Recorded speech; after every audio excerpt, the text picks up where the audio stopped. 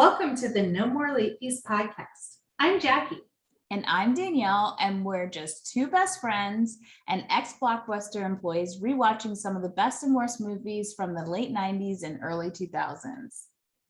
I changed our intro because Heather came on and said, well, it's not your favorite movies because you don't like all of the movies. So I said, you know what? Valid feedback. So I changed it. And I don't think it's bad. No, that's fine. Not mad at it. So this week we are doing the movie Scream, which we're super stoked about, and also very excited because we have a special guest. My baby sister's here. Serena's here. Here comes the girl. So thanks so much for joining us, Syrena. And it's even more special because we're celebrating your birthday. That's right. It's Virgo season, people. It is indeed. So Scream is a 1996 slasher film that follows the character of Sidney Prescott, played by Neve Campbell, who is a high school student in the fictional town of Woodsboro, California. She becomes the target of a mysterious killer dressed in a Halloween costume known as Ghostface. The film combines black comedy and whodunit mystery with the violence of the slasher genre to satirize the cliches of horror movie genre popularized in films such as Halloween, Friday the 13th, and Wes Craven's own A Nightmare on Elm Street. Wes Craven is also the director of this movie. Scream was considered unique at the time of its release for featuring characters who were aware of real-world horror films and openly discussed the cliches that the film attempted to subvert. So like I said, it stars Neve Campbell, along with David Arquette, Courtney Cox, Matthew Lillard, Rose McGowan, Skeet, Ulrich, and Drew Barrymore, and it was written by Kevin Williamson. We've done one of his movies on a previous episode. We did I Know What You Did last summer. Check that one out too. And you can watch this on HBO Max. But before we get started, let's get into our ratings rewind. So you know the drill. Before we get into the movie, we'll reveal the rating our Y2K versions of ourselves would give. Then at the end, we'll see if our current selves agree with our initial rating. So our scale consists of would buy it again. The best, would play on repeat. 5-day rental. Would watch again. 2-day rental. Okay, but nothing to write home about. And same-day rental. Trash. Throw the slash in the trash. Okay, ladies, before we get into it, what's everyone's rating? Syrena. I would definitely buy this movie if I saw it in the theater when it came out. And loved it. Yeah. Breathed it. Lived it. Love the movie. Our senior video yearbook, we ranked the top 10 movies from 96 to 2000. And I got to cut the trailer for Scream in our senior video yearbook. Yeah. All about it. For me, would buy 100%. I had it on VHS, and then obviously I went and bought it on DVD later. So that's why I'm so excited we're doing this one. Yay! Let's get into it. The movie starts off at Casey Becker's house. She is getting ready for a night of movies, VHS movies, that is. Mm-hmm. She's getting the popcorn ready, and the cordless phone starts to ring. I'm literally pulling up the 1.5 notes. Syrena stopped taking notes about 30 minutes into the movie. Thank you for exposing me. Hold on. Of course, she has to show out by fucking counting how many pages of notes she has. I have 11 pages front and back of notes. I just want to note she skips lines. I do the towel. So have to that keep it let's organized. cut that in half. It's so about me 6. skipping lines. I'm is not it- saying it's equivalent, but you're not gonna be out here talking about you did all this heavy lifting. Okay.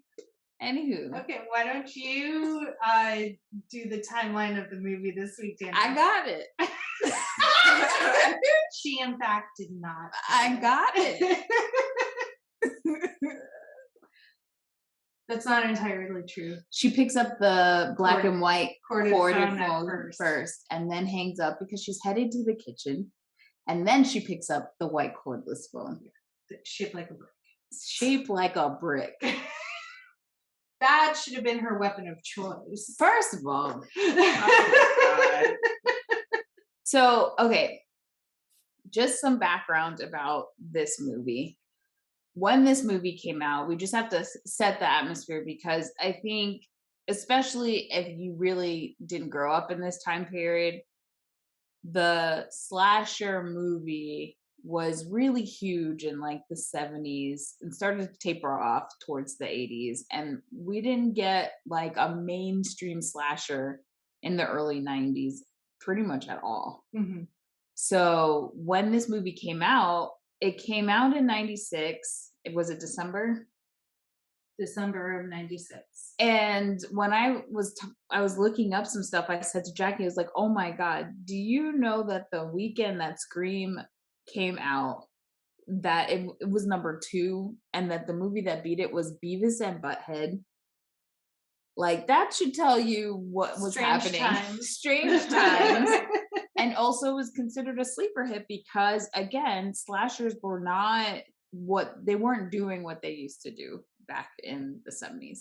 Well, and it was all very like C movie, like it was a B or a C movie. Like there were no mainstream slasher movies and hadn't been since pretty much Halloween. Yes, which we'll get into it as we go through the movie. But Halloween is like a huge influence when it comes to this franchise, to this first movie. It influenced Kevin Williamson, who wrote the movie, because he was a huge John Carpenter Halloween fan.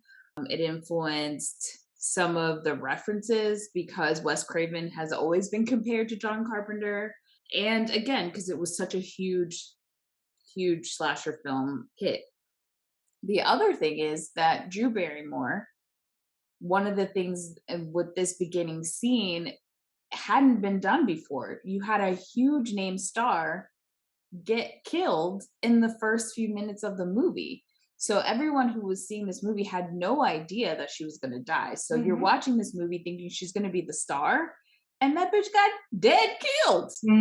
Because she was literally the largest name in that movie. Movie. We didn't know Rose McGowan yet. We didn't know Skeet Ulrich, which was the poor man's Johnny Depp.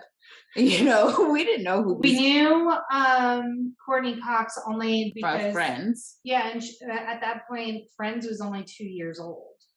Yeah, and she was, with her role, she was complete opposite of what we knew as Monica Geller. Yeah, heartless. Yeah, heartless. Savage. so good in that movie. And the funny thing is that Drew Barrymore, she was supposed to be Sidney in the movie. And 2 weeks into production, she changes her mind and says, you know what? I think it would be even better if I play Casey and get killed in the first few minutes. Nobody would see that coming. And it changed the game. Like, that was one of the best parts, because you're going into the movie like, what the fuck is happening? They just killed Drew Barrymore. Anyone can die. It was almost a movie within a movie. Like, yeah. Like, you're like, is it over? Like, did we go home?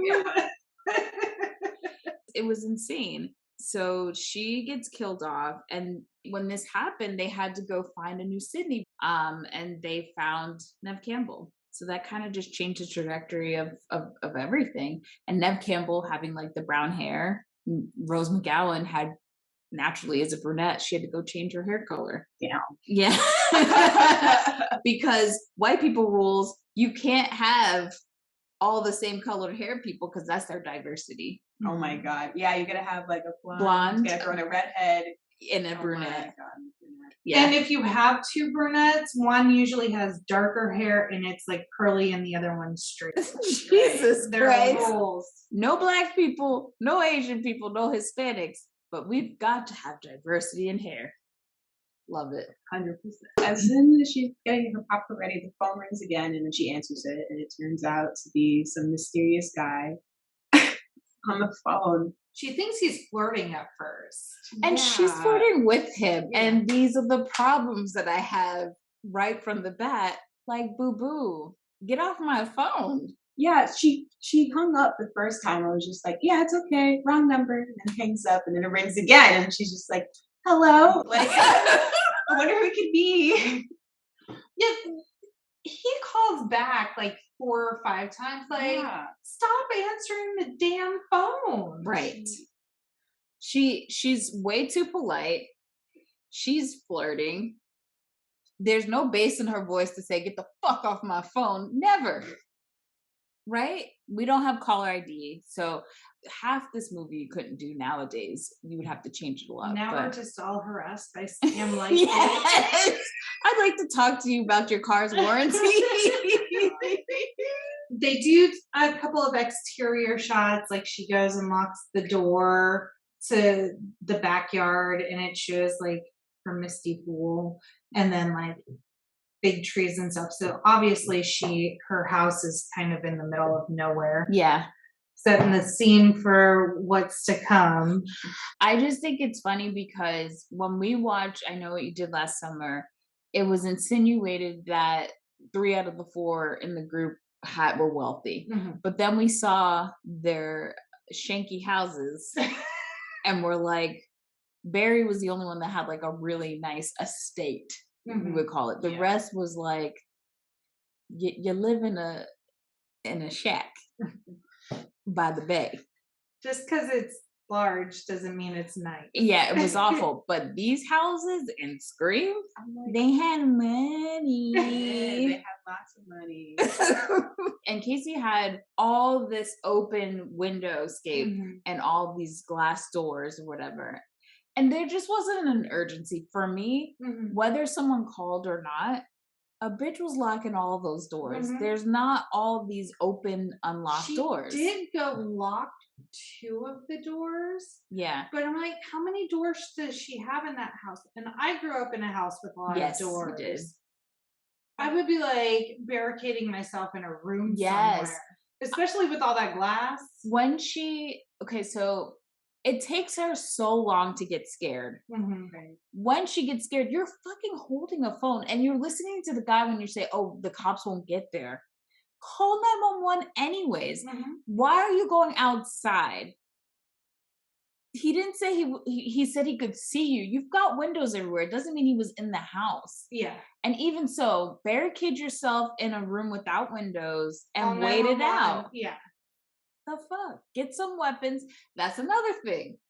No weapons. She grabbed a knife eventually. But she took so long. You're right. She did have a knife. And she did at one point use the phone, like she hit him in the head with that brick ass phone. She wasn't a fighter. She was not.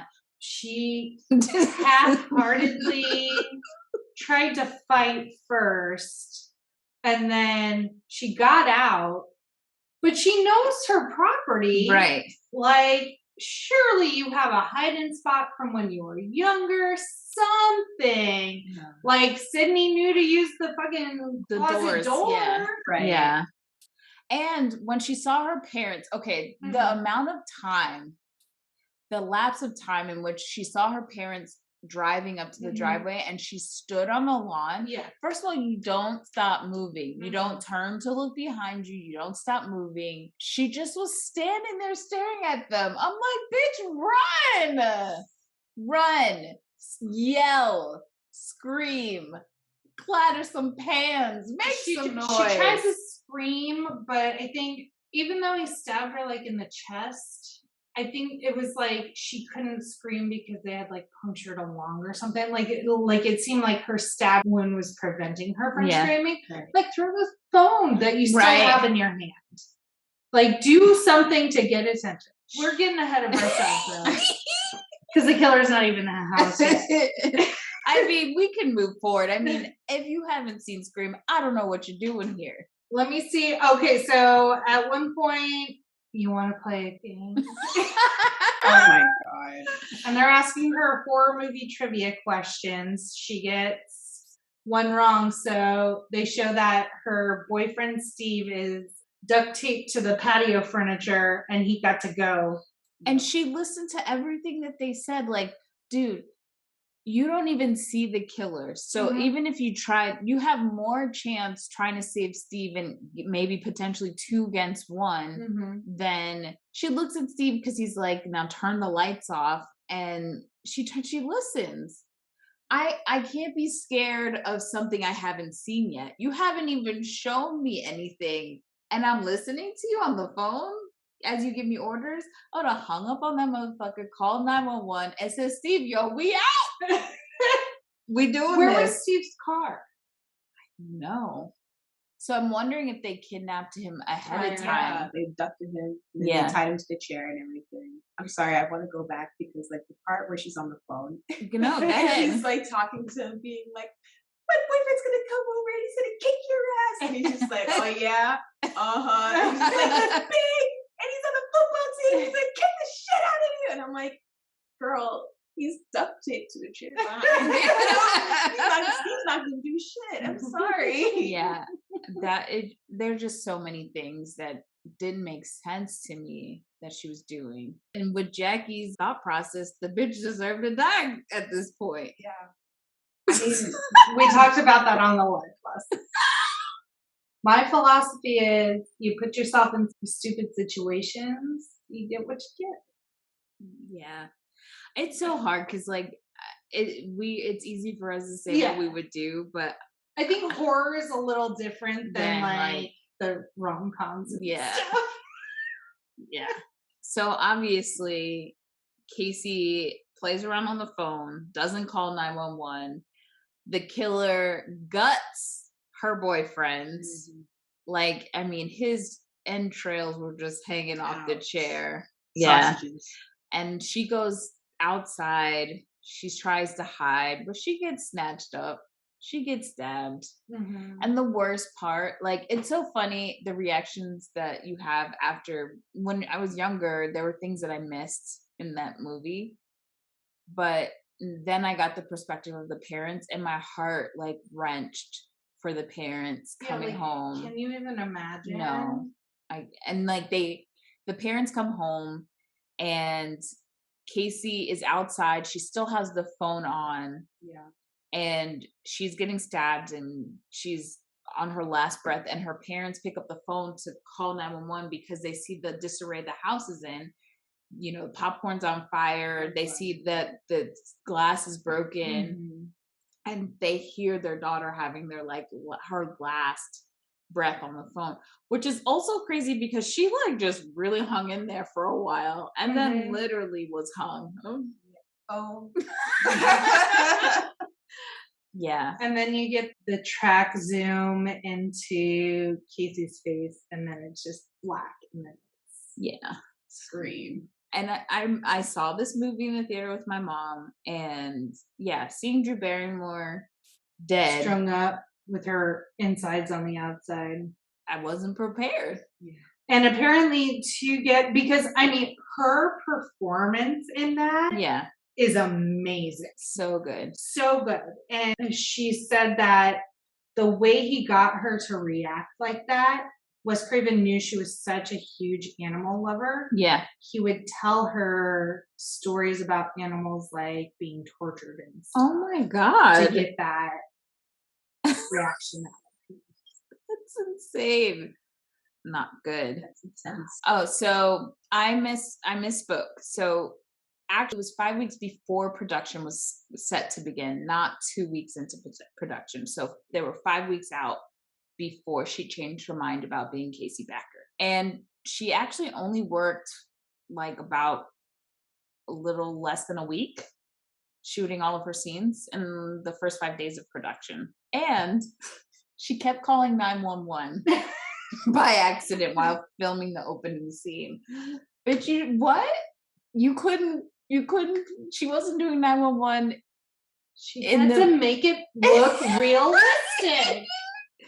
Yeah, so she kept calling 911 while filming. But I feel like that's not on her because wasn't it a prop master forgot to Yes. disconnect the phone? JP Jones forgot to unplug the phone before filming. So God. it's his fault. You're right. I don't blame DB. I blame JP Jones. Did they actually show up to the site being like, what's going on here? They're like, nothing, we're shooting a movie. She's just hanging from a tree. Yeah. Nothing to see here. Nope. Look away. So after opening credits, we see Neve Campbell. She is in like an old lady nightgown. I would call this Moo Light. It doesn't have sleeves, it has buttons, but every girl in the 90s had one of these nightgowns if their grandma made them wear them. And when I say girls, I mean me. I had those. It felt very relatable to me. And it seems like, so she has like a computer that I guess only has DOS. Only you would notice this. Because, like, what's she doing with that computer? Like, is she a hacker on the side? I don't understand. But she's doing computery things. And creepy Billy pops up in the window. His hair, like, I want to talk to hair and makeup about the hair.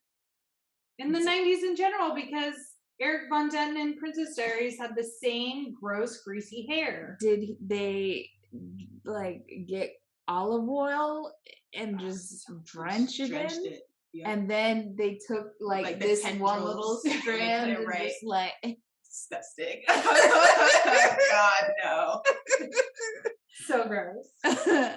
So yeah, that was super weird. So Billy comes in. Billy's main motive is to bone. Yeah, pretty much. Like any way he can. And so he's like bitching that she won't give it up. Makes her feel bad. Yep. Yeah. Girl, you never feel bad for not wanting to have sex with someone. But here's the thing.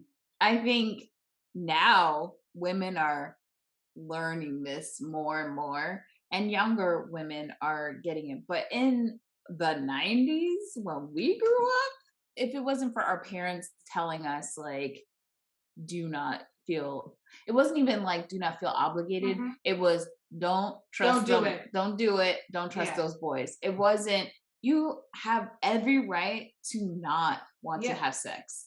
Auntie Jackie says, do not have sex unless you want to. You owe no one anything. Yes.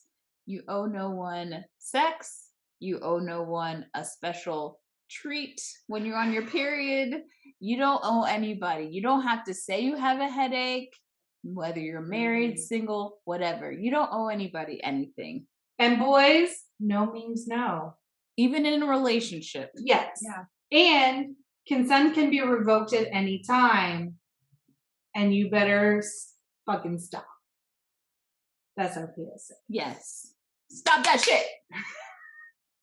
Anyway, so she feels bad, and as he's like having his bitch fit and climbing back out the window, she's like, well, maybe PG-13, and flashes him. The funniest part, though, is like, she's like, well, would you settle for some over-the-clothes stuff? I thought they would have, like, maybe it would have panned off for a little bit or something. They were there for like 2 seconds. She pecked him like twice and then told him to go about her way. Go about your business. Yeah. She had shit to do. The only unrealistic thing was like, who the fuck was believing that these grown-ass people were teenagers? Skeet looked a good 30 to me in this movie. Yeah, I was just like, where in what universe is this passing as 15 to 18? Matthew Lillard, yes. He did look very fresh-faced. Rose McGowan, I think yes. So. Jamie Kennedy, yes. No shade to Jamie Kennedy. Yeah. Neve looked a little bit older too. When her hair was pulled back in a ponytail, maybe she got, but Skeet. Definitely not. He looked older than Dewey. Oh my God, he did. Oh my God. Okay, so we're next day at school. Everyone's buzzing about Casey and Steve being murdered. We see our first appearance of Gail Weathers in her lime green power suit. Oh my, that's what I have. I have in my notes. I put lime green power suit. And above that I put, you're horny after killing someone. Her he is. Gross. Gail Weathers comes up to Sidney. Oh, that's right. So Gail chases her down and pretty much implies that the town hasn't seen something like this since, you know.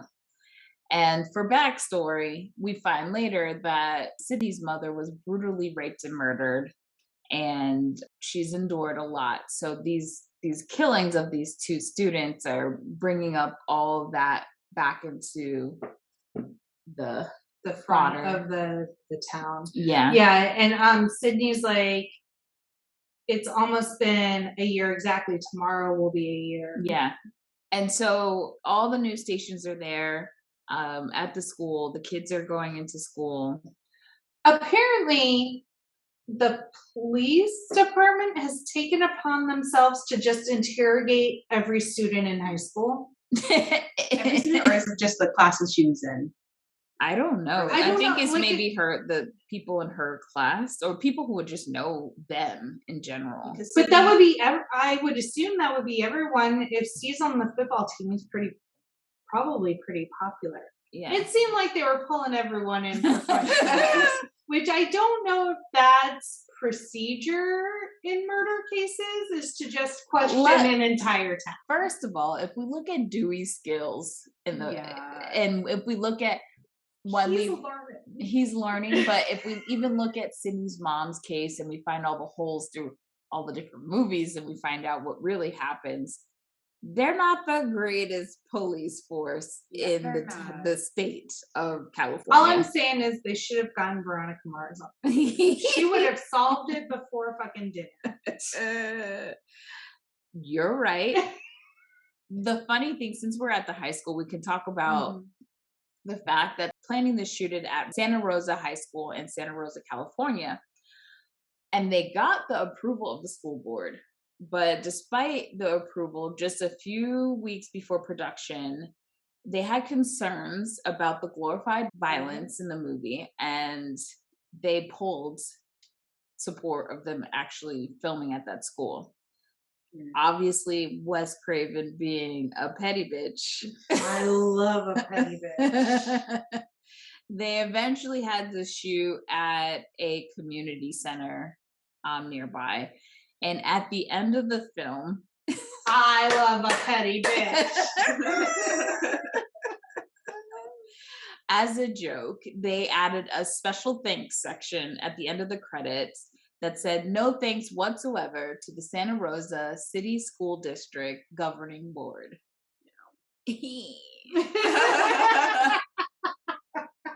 And now we are introduced to Dewey, Deputy Riley, who also happens to be Sidney's best friend Tatum's older brother.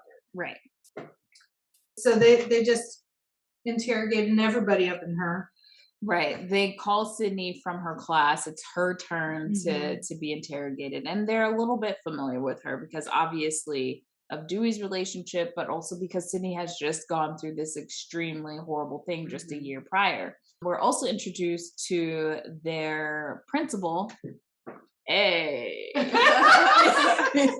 Fonzie, aka Henry Winkler. So now we see it's lunchtime, I guess. They're all sitting on a fountain outside the high school. Yeah, there's something about 90s and the fountains. We just had this situation with Billy Madison.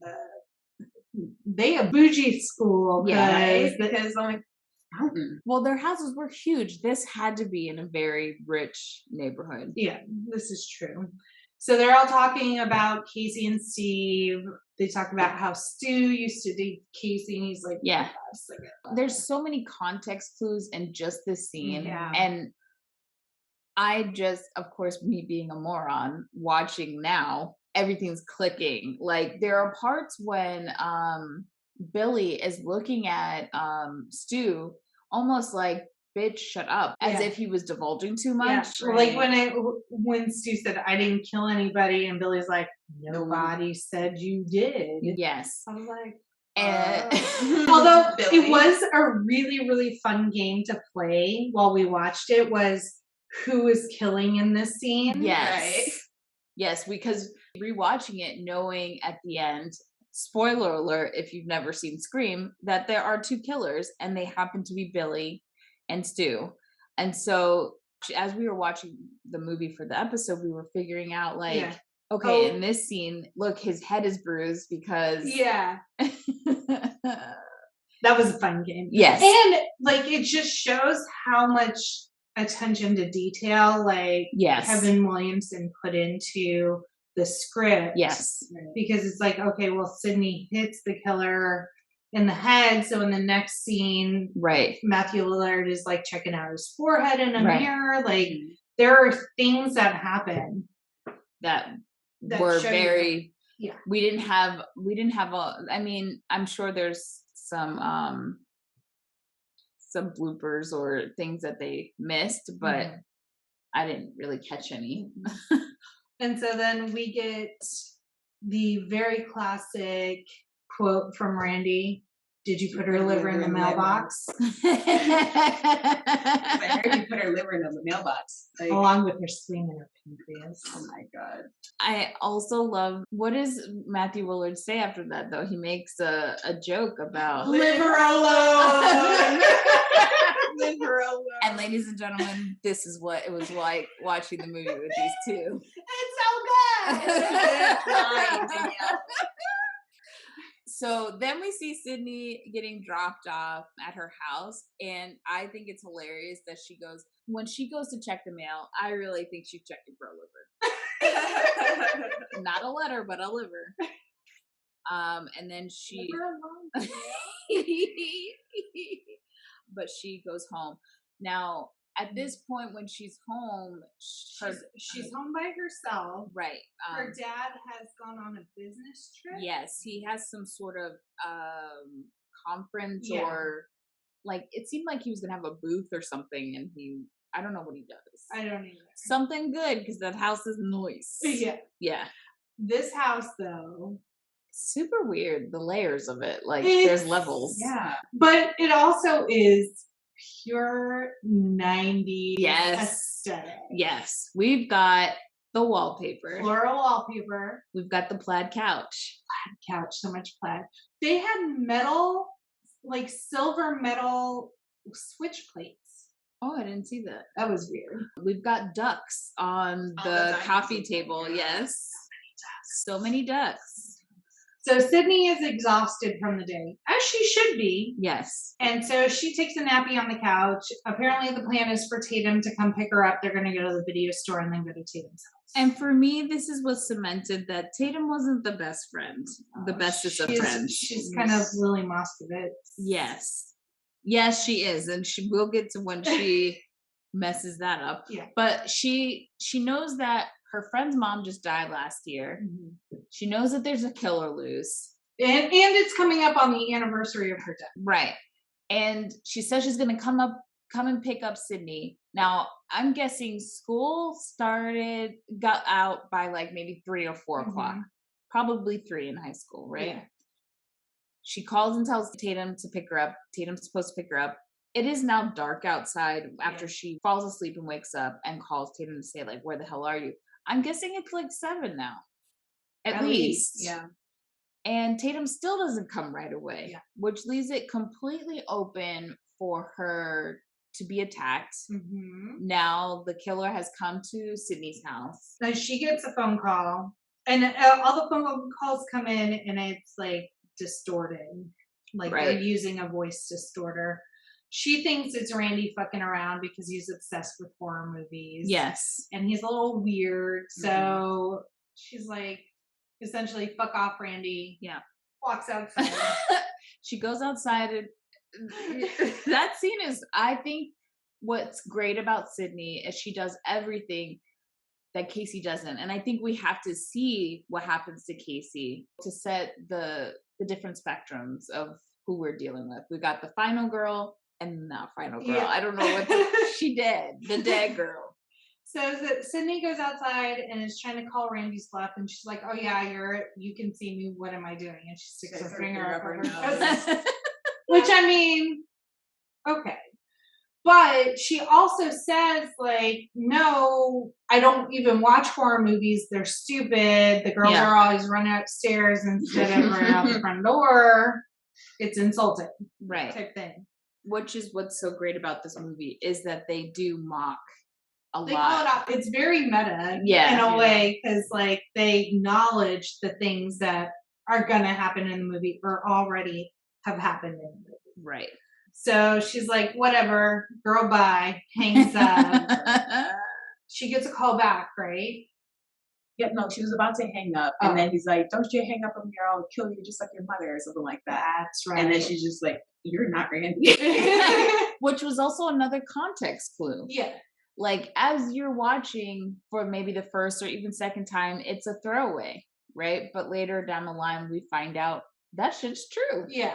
Mm-hmm. So she says, fuck you, you cretin. And hangs up, goes inside, locks the door. He's already in the house. He's hiding in the hall closet. Oh, man. Slams out. She got fighting her, though, so she's like... She put the boot to his chest She did. and he went flying. I respect Sidney very much. She is a fighter. She is not dying. So she runs upstairs. She runs into her room. In an earlier scene, you see her dad open her bedroom door, but her closet door is open. And so the closet door prevents her bedroom door from being open all the way. Right. So she uses that trick to her advantage to lock the door so that the killer can't come in. Then is this the same where she uses her computer to try and call 911? Yes, it is. Told you she's a fucking hacker. Like, who? She saw the net with Sandy Bullock. I had a computer. I wouldn't know how to do that shit. And I don't know. Especially for like the age difference. I'm like, is this just a thing in the 90s that just happened? Like you can just tap into the 911 operating system? Yeah, apparently. Yeah, I don't know. She's the final girl. That's it. Okay. They have more skills, I guess. The killer's trying to get in. She's DMing 911. And all of a sudden, the killer just pieces out. Yeah. And he's gone. Mm-hmm. And shortly after that, Billy in the window again. Yes. Yes. This creep. So, okay. In that scene, was it Stu who was, and then Billy? Okay. So Stu who got his ass whooped. Mm-hmm. Yes. And Billy's the one climbing through the window. Yeah. So Billy could be like, look, like, it couldn't have been me. I'm just climbing in the window. He was at the door. I must have scared him away. Blah, blah, blah. Right. Gaslighting. Right. Yeah. So the thing is, even when he says this, she doesn't trust him. Yeah. She still keeps her distance. The police arrest him. And her gut is on Billy. She feels it. When she goes downstairs to answer the door when the cops arrive. Yeah. With Dewey. And Dewey, for some reason, just screams. He's holding the mask up. Like, if she had looked at the people, all she would have seen is the fucking mask that just terrorized her. And so she flings the door open, and he's holding the mask up, and then he screams. Dewey, get some chill, bro. I don't know. He's a special kind of person. Like, or maybe wrong line of work. He's definitely on the spectrum. Wrong way of work. This man should not be a police officer. It's so unhelpful. I get the vibe that he's on the spectrum too. Maybe a little bit. His I social feel like skills he are a would be little bit. good as like a parking lot security. Yeah, just not a cop. Not a cop. Yeah. Yeah. Make him feel like he has some authority, Yeah. but not out on those streets trying to service the text. Yeah. So Billy is arrested. They take him downtown. They take Sidney with them so that they can get her statement. Tatum finally comes and picks her up. Tatum. Tatum. And she has one of those VW bugs. Mm-hmm. What was An that? original bug. Yeah, that's the OG. But I love the color. It's like a deep blood red. We see them interrogating Billy. Right. He has a cell phone, so they're gonna like investigate to see, pull up the phone log to see if Billy's he's dad called is with anyone. him. Yeah. And he's like, it's not me. It's not me. Everyone has a phone. And his dad is like, yeah, pull up the records from the phone company. And you know, the sad thing is, I would be like, duh, the police station would totally do that. But I felt like the sheriff was like writing down notes. Like, this is a good idea. Yeah. Billy's creepy as hell, given his statement while he's being interrogated.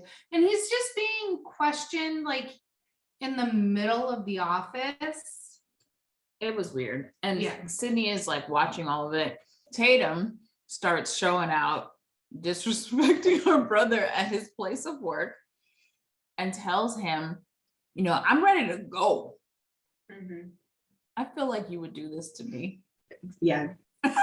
Like, Deputy Dewey boy, let's go. I'm not trying to wait over here. I told you, and Mom told you, it's the W. Riley when I'm at work. Whatever. Whatever. I love that reenactment. Thanks. We get our acting skills from Christine. She's very dramatic.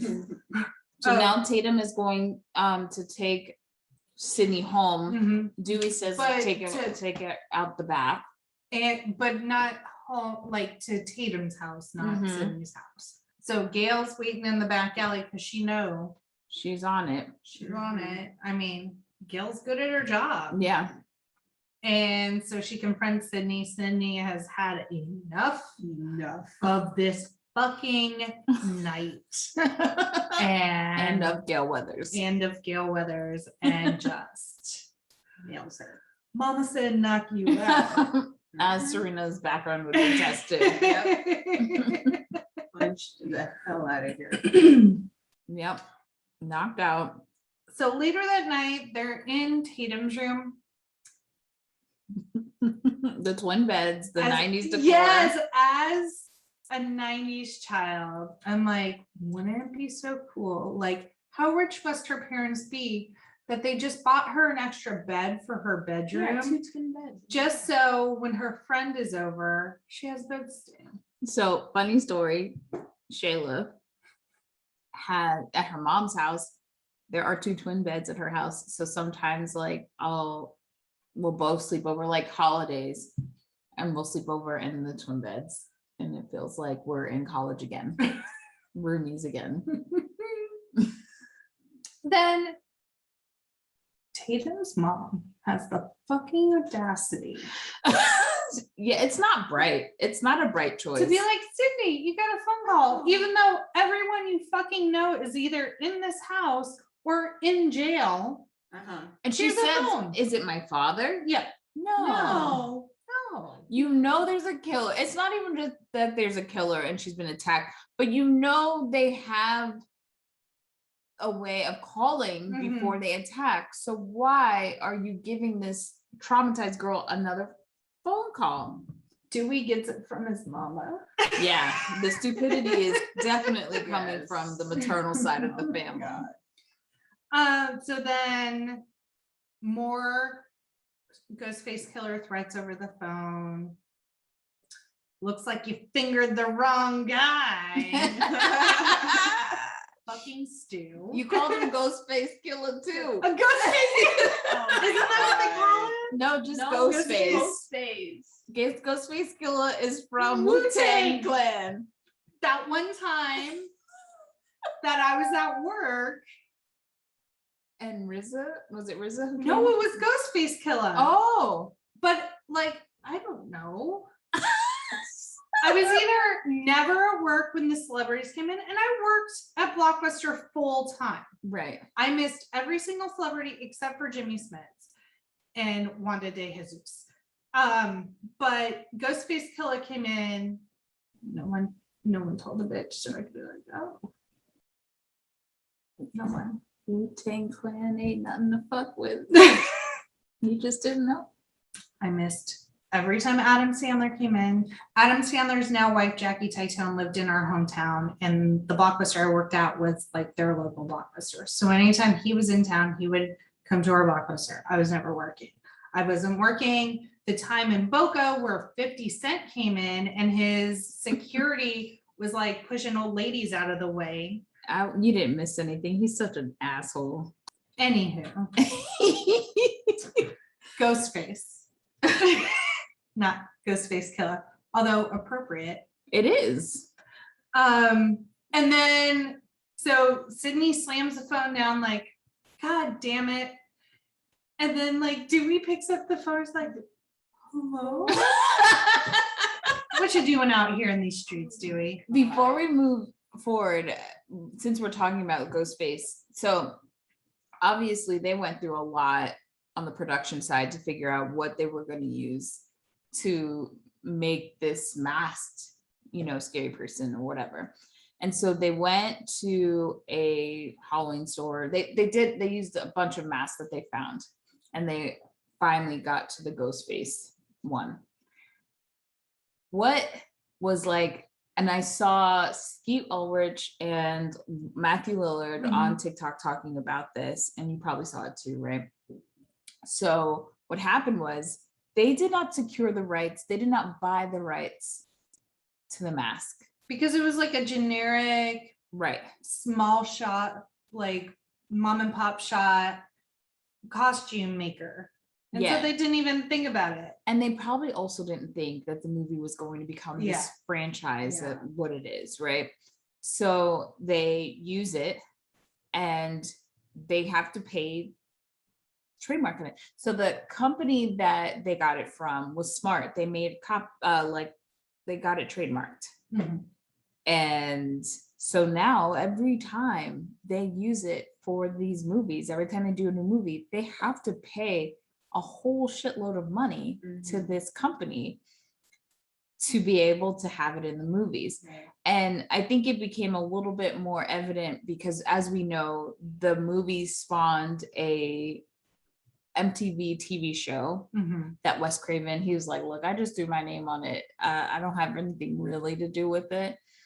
But it was really funny because the MTV show tried to make it seem like they were just trying to be cool and like they wanted to be a part of Scream, but a little bit outside of it. And so they did a whole bunch of work to remake or to make something different. They did not use the Ghostface mask. And they're like, oh no, it has nothing to do with the trademark. The company was Fun World. Yeah. And it was mass produced for years as part of a Fantastic Faces pack.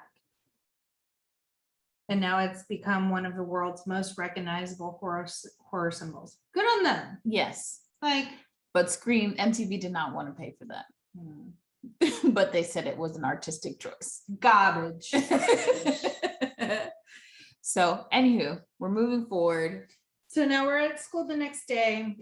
There's reporters everywhere because now there's been another attack, and I think maybe Gail realized, oh, Dewey like either has a relationship with Sydney or is the one like protecting her. She noticed he was her in because he was the 100%. Easiest to get into. Yeah. But I think it was in this scene where she starts flirting with the Dewey. What do you think, Syrena? Well, I think it was definitely easy to see that like Dewey is not the smartest person. She definitely could have her way, so that way she can get the way to Sydney in some kind of way. Rose McGowan didn't expect Courtney Cox and David Arquette to start dating. Yeah, it's crazy that they like had an entire relationship from this movie. Why didn't she think that she saw them dating? She didn't think Cox would give Arquette the time of day. Which I mean, she was like really beautiful and a huge star. I mean, we all I feel like we all thought the same. Yeah, like, I mean, it was an odd couple, It but was at the beginning of this scene prior to the whole Dewey stitch and before Sydney approaches her, Gail's put makeup on that. Shut up. yeah, she's in the van. Yeah, the with TV Kenny, the cameraman. She treats That poor she treats her cameraman. cameraman like shite. yeah. Garbage. Yeah. Oh, Gail. Anyway, so Sydney approaches Gail. Sydney approaches Gail, right? Yes, she Yes, does. She's pissed. Well, Yeah. she wants to talk to her because Off the record. off the record, because I think she saw a segment where they were talking about Cotton Weary, who is played by Liev Schreiber, which we know him now as a big actor, but back then not so much. And we don't really get anything else about him except just like a screenshot, a shot of him getting, like, he's arrested and they're moving him to jail or whatever. Or The news package was just saying it's like the 1-year anniversary. yes, Since Cotton Weary murdered Maureen Prescott. yes. And apparently Gail has, a theory because she talked to Cotton. She interviewed him. She really did research, and she doesn't think that things add up. Right. That because Sydney says that she saw the person who killed her mother wearing the same coat that Cotton was wearing, who her mother picked up at a local bar. So there were rumors about her mom and whatnot. So she's confronting Gail, and Gail's pretty much punching holes in saying theories. And it's that thing where Sydney doesn't want to believe like her mom was kind of sleeping around and stuff like that. And Gail's like, it is what it is. Like, it doesn't add up. You saw someone leave the house in Cotton's jacket that was covered in your mom's blood, but you didn't see his face to know that that was Cotton leaving. Yeah. Type thing. And so my question has always been, did they say she was raped because they saw that she had sexual activity with Cotton, or did they say she was raped because the person who killed her actually raped her? I think that's left ambiguous. I don't think Billy do something like this? But yes, he's crazy. I mean, he's a bitch. Yeah. I mean, I think maybe they didn't even do a rape test because Cotton admitted to sleeping with her. Yeah, but why call it rape then if he slept with her? Like, he's saying they're consenting adults. And it was his word against Sydney's, I guess, where Sydney's like, no, mom would never. You must have raped her and then killed her. Oh boy. Yeah. Yeah, I can see why they didn't go too deep in that. Yeah.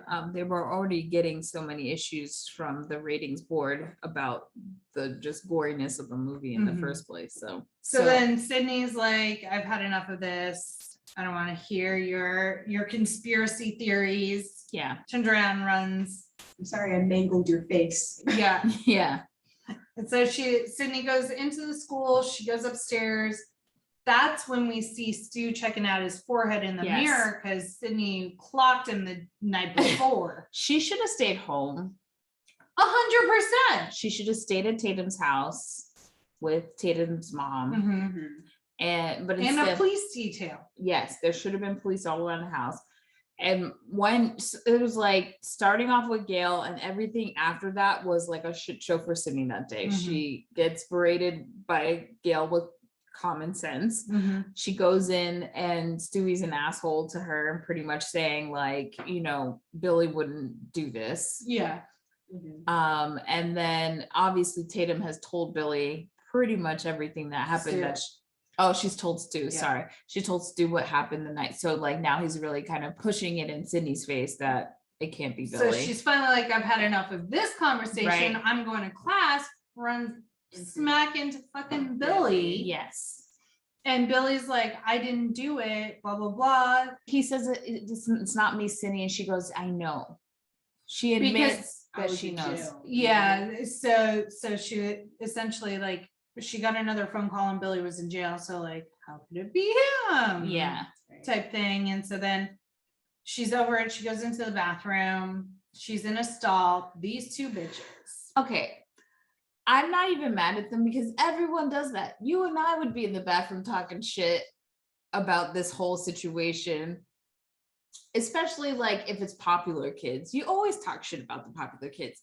What I don't get is Sydney the popular kid? Well, she's popular. She's more infamous than probably popular, but Her yeah, mom died. I would not. but it makes her well known, especially in a small city. Unfortunately, Casey Becker was popular, but if my guess is if Casey Becker dated Stu, at some point, and then dated Steve, their circles there might be a little bit of hierarchy, like Steve might have been a little bit higher, but they're adjacent, they're close enough. Right. They're popular adjacent. So maybe a level right under popular. But then her mom dying probably blew her spot up even more. Yeah. Unfortunately. She goes in the bathroom. What pisses me off about this scene is that she doesn't stand up for herself and tell them to go fuck themselves. Because there's no way I'm catching you talking shit about me in my and I'm in there and I'm not saying anything, but I understand other people are different. And then she hides. But the fact that if this happened to me, I would not be by myself. I would have to have a buddy. This also goes back to me feeling like Tatum is a horrible friend. Yeah. Because one, I wouldn't have let her go to school. We both would have stayed home from school. And I'm not letting her go nowhere without me seeing her. And we weaponing up. Yes. Where's my bow and arrow and my machete and my bear spray?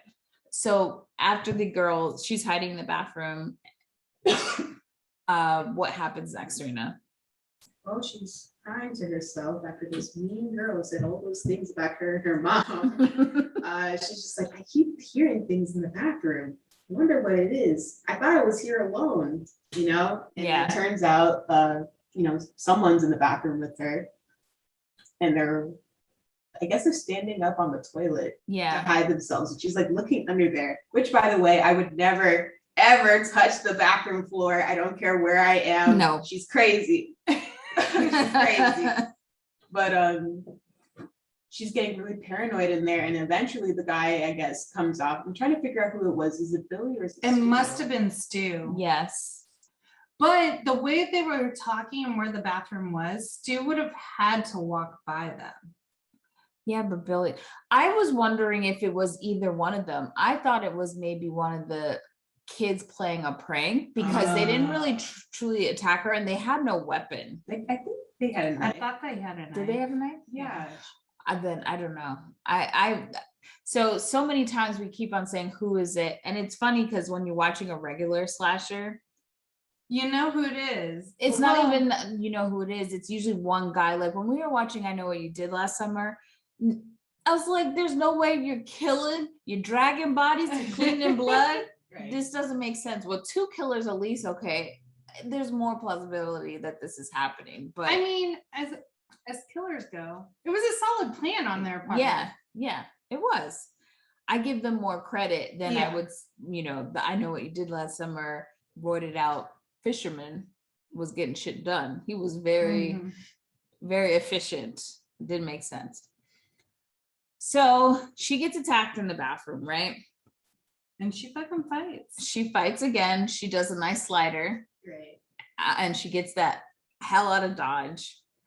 And then I guess they call the cops again. They shut down school.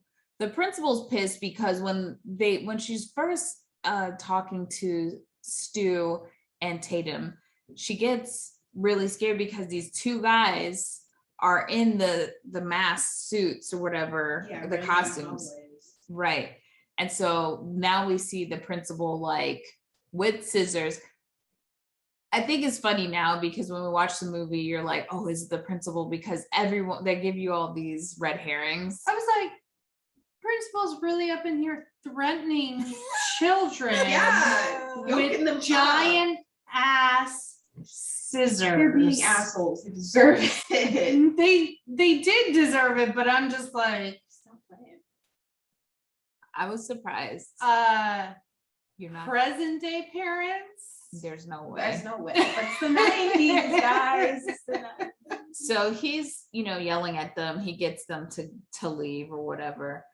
I only reference this scene because later on, once they realize what's happened, everybody's going home and they've canceled school for the foreseeable future until they figure out what the fuck's going on. Mm-hmm.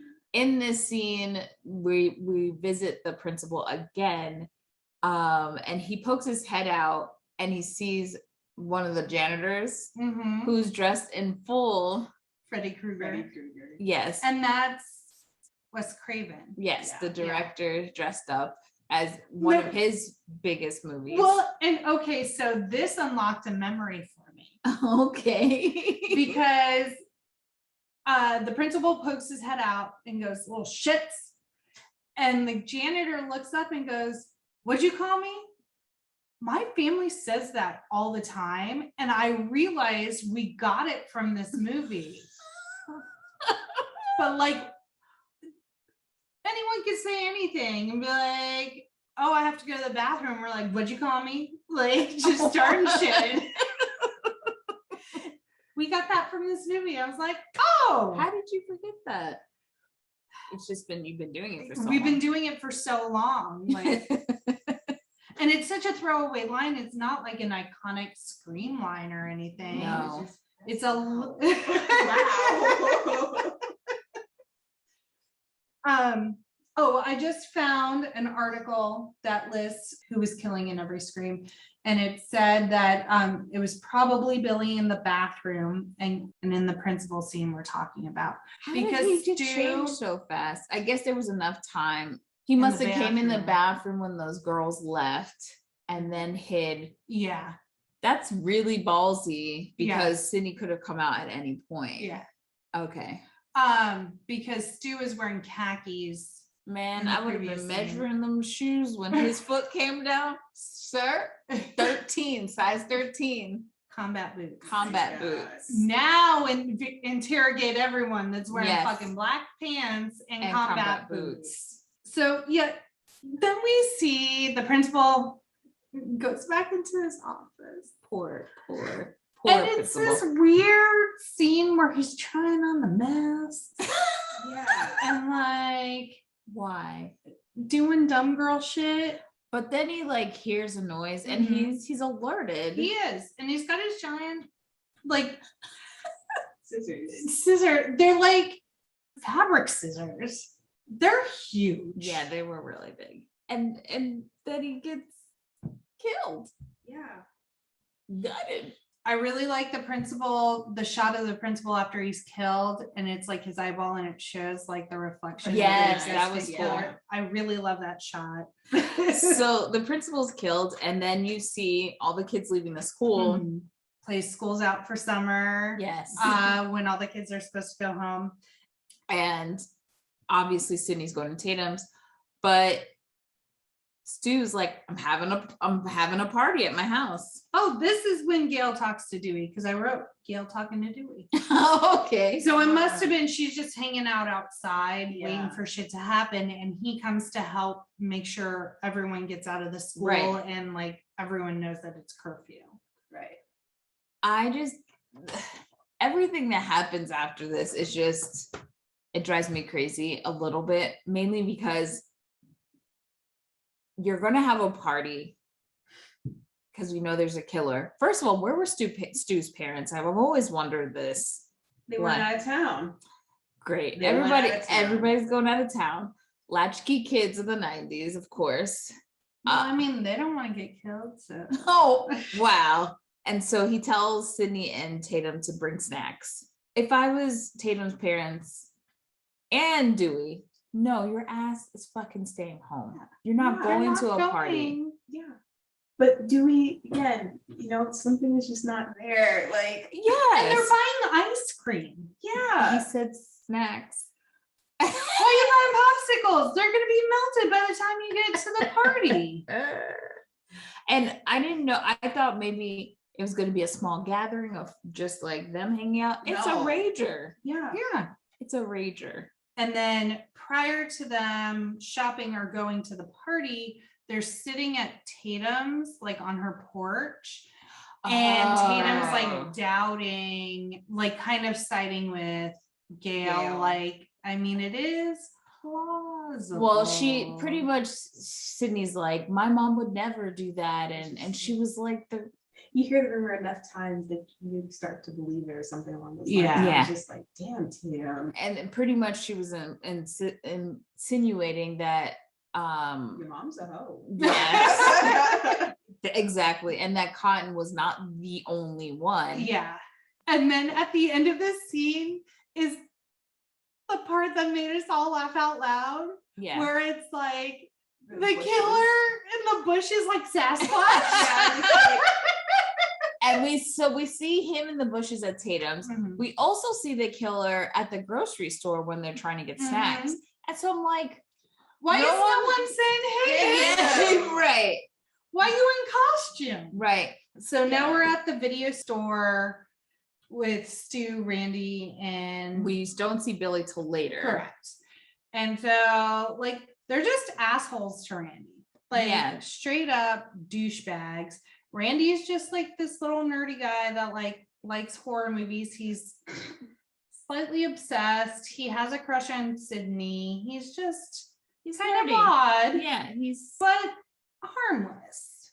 He's a film fan nerd, which I think people appreciate more now than back then. Yes. I don't know. Something about him annoys me.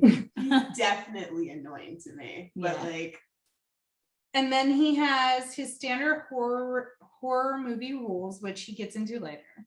Yes, he does. He does give us the rules.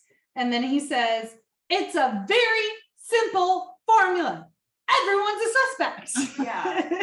And he's right. And I think that you could see the nervousness from Stu and Billy the more Randy just keeps talking shit. Yes. Like, you're gonna get your ass killed. Yes. If you keep this up. And then we see Tatum and Sydney talking. Was there anyone else there? Maybe the video store? Dewey? No, it's later on when either they're getting ready or maybe they're in Dewey's car riding to Stu's house.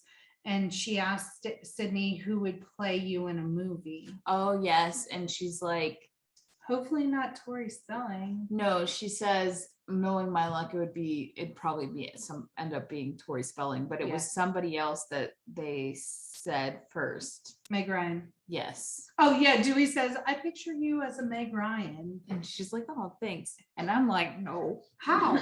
That was probably like, ooh, we forgot to edit that line when Drew was supposed to be Sydney. Yes. Yes. And no one questioned it? Yeah, there's no way. I mean, the only part of it they got right was that it was a 30-year-old woman.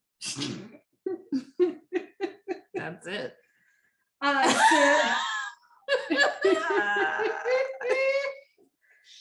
It's the truth. So Dewey drops them off at Stu's house, but then he goes, is he just gonna hang out in his squad car? I don't know. Like, why are you letting him go? I'm still mad at that. But yeah, because Gail does meet up with him and kind of questions that too. Like, are we scouting out the place? Like, what's happening? Yeah. And Gail's like, can I just hang with you? Yeah. And he goes inside at first and sees underage drinking and all sorts of stuff. Worst deputy. The worst ever. cop ever. Like, and Stu is in like a smoking robe. A smoking jacket, pretty much a Hugh Hefner look. Thinking like he's a boss bitch. Yeah.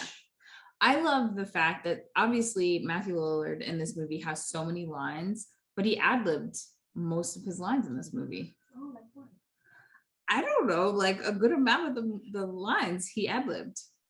I have a story, but I'll wait till it gets there. Okay. I will say Matthew Lillard is such an underrated actor. Like everything he is in, he's good in. And he's the most memorable person every time. You can give him we were just talking about it because Jackie had just watched The Perfect Score and he's in it as well. Not a huge role, but memorable. Like he takes up every scene he's in. He does. He's just so charismatic. I love him. So now this scene pretty much marks the final act of the movie. And so it's 42 minutes, this final act, and it takes place entirely at Stu's house. But it took about 21 nights to shoot. And everybody on the crew pretty much joked and called it the longest night of horror history. Because could you imagine, you had to come in, you had to wear the same outfit, the same location. It's probably Like, what it can't hardly wait. Yes. Yeah. It just feels like Groundhog's Day. Yeah. For Over 21 and over. days.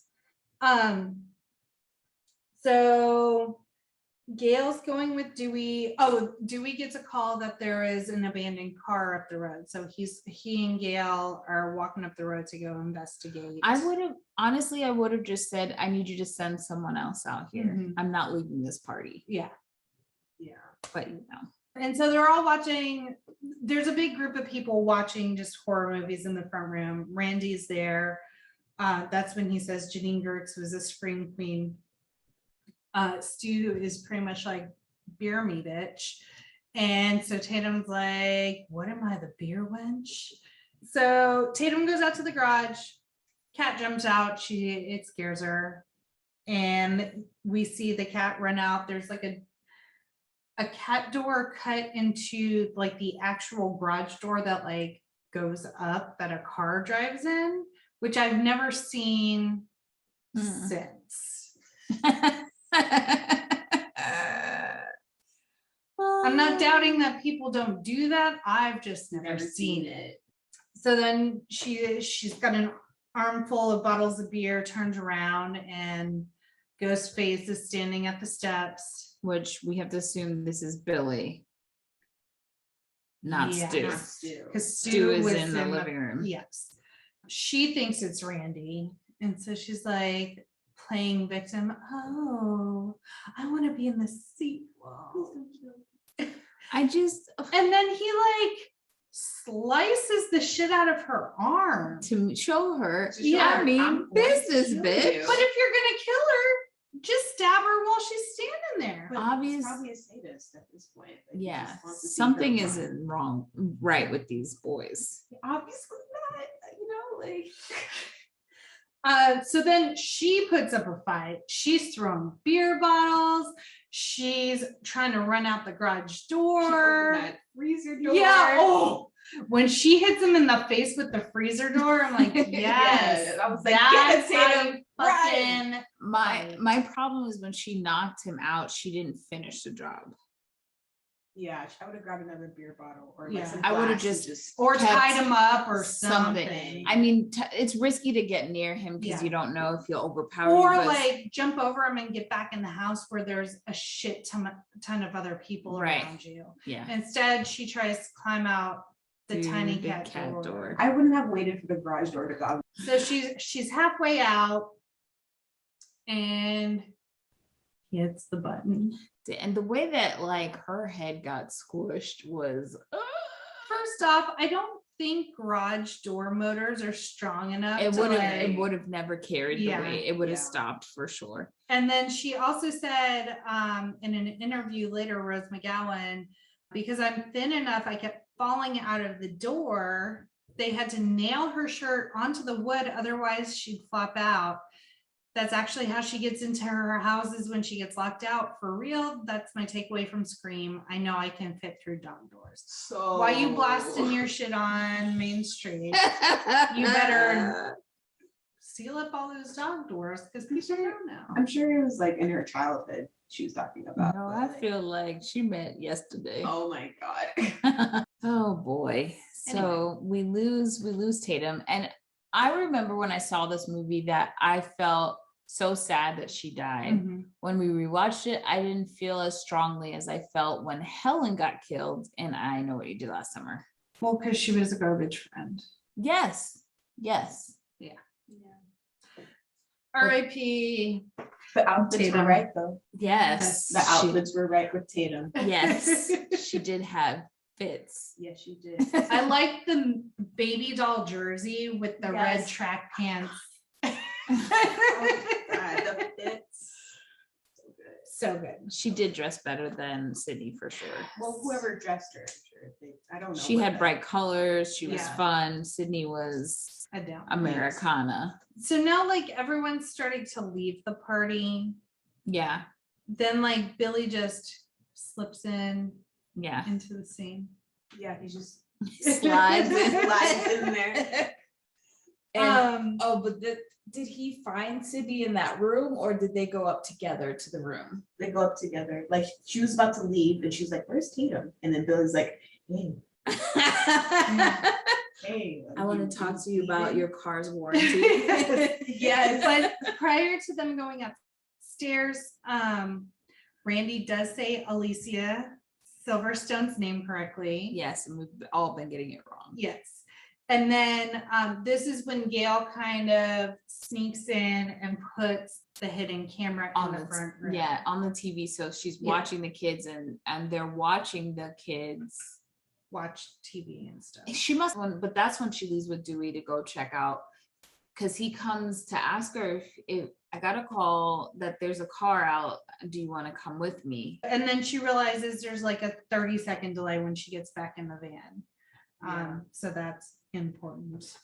But Billy and Sydney go upstairs to what is the tiniest master bed ever. oh my God!" He's like, "Yeah, I can go to my parents' bedroom." It's like a huge ass house. Right. And they're on maybe a full. It looks like Tatum's twin bed. It does. I'm It's like, so tiny. I'm confused. You know that they just somebody Yeah. making the set for that one. And then Sydney's apologizing because she hasn't been right because of the death of her mom and blah, blah, blah. And I said, don't be fucking sorry, Sydney. Stop apologizing. You grieve how you want to fucking grieve. Fuck that bitch. You're not over that yet? That happened a year ago. Oh my God! I'm so sorry that your mom died. Sex Lily place. Moskovitz vibes again. I would murder someone. I don't care if I'm 40 years from now. You're not going to say, you're not over that yet. What? What? Dead. And then more greasy hair Yes. Yeah. and crazy eyes.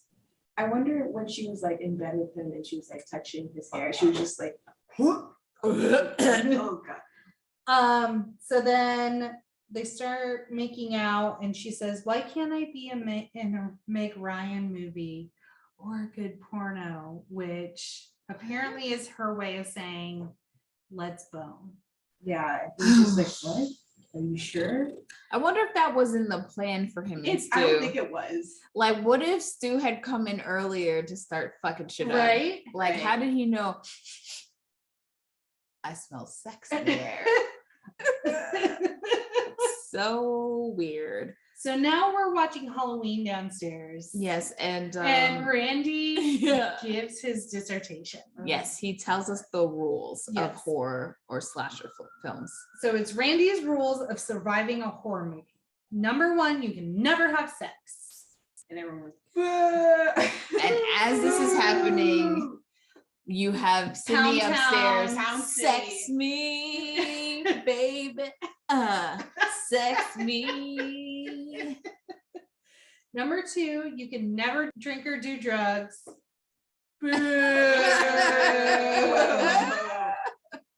And never, ever, ever, under any circumstances say, I'll be right back. Hold on, I'll be right back. Then We- Stu does that. He says, Yeah. I'll be right back. I'll be So Gail, now we see Gail and Dewey in the van. They're going to investigate the car in the bushes. Gail says, I'll be right back to Kenny. All right. Oh, Kenny. Oh my God, guys, somebody's killed Kenny. Then we're back in the house. Randy answers Stu's parents' phone when it because I guess that's cool Yeah. in some circles. Yeah. And someone on the other line is like, the principal is strung up to the goalpost at the high school. Again, when did Billy find the time Yeah. to do this? Yeah. And how like the principal wasn't light. Yeah. And no one noticed in broad daylight. Him just, Well, by the time he got to the party, it was already dark. So I imagine it took like a couple hours before. but he was at the video store earlier. Yes, he was. This boy just be moving. He's got a set of wheels, has something. I don't know what it is. So everyone's like, let's check it out before they come down, and like pieces out of the house. So now that the only people that are really left are Stu, Billy, Sidney, Tatum's dead hanging in the garage door, Gail, Dewey, and Randy. Yeah. Pretty much. The kids that are leaving to go look at the principal fly by Gail and Dewey. They have to jump off the side of the road and they roll about in the brush. And then I wrote, does Gail actually like to? Because they kiss in the bushes. It's the best place to go. And they also find Sydney's dad's car that's been abandoned. That's the car that's like in the bushes. So Dewey's like, shit, we got to get back to the house. Because now they're thinking it's Sydney's dad has like snapped because it's the anniversary of his wife's death. Why didn't he take the car? Why didn't Dewey take the Evidence. car? Evidence. Do we take the car? No, take his cop car Oh, to go you're down right. the street. Do. It was a moonlit stroll with Is his anything lady he love. does- There's a murder. What's Dewey gonna do? Nothing. So as Sydney's like getting dressed and Billy's like putting on his boots, his fucking combat boots. Yeah. Yep. That's it. She's like, so who'd you call in jail? And he's like, you still don't fucking think it's me. And she's like, no, but it'd be a really good way to like throw me off is like what your one call was like to me type thing. And then enters Ghostface. Stabby's Billy.